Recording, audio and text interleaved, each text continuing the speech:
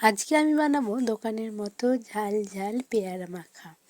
এই পেয়ারাটাকে আমি প্রথমেই ধুয়ে নিয়েছি।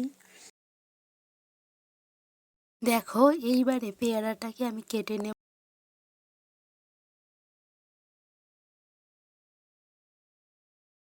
এবারে একে একে পেয়ারাগুলিকে আমি সাইজ মতো কেটে নেব।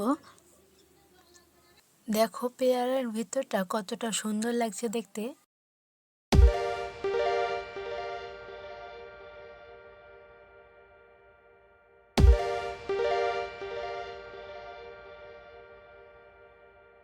পেয়ারাগুলো আমার কাটা হয়ে গেছে। এবারে এগুলোকে একটা বাটির মধ্যে নিয়ে নেব। এবারে এর মধ্যে একে একে গোলমরিচের গুঁড়ো, পরিমাণ মতো বিট লবণ, 1 চিমটি মতো লেবুর রস,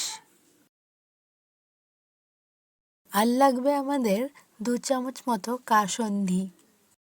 এবারে সবগুলো দিয়ে এটাকে ভালোভাবে মাখিয়ে নিতে হবে। দেখো আমাদের মাখানো হয়ে গেছে। দেখো কতটা সুন্দর লাগছে এটাকে দেখতে।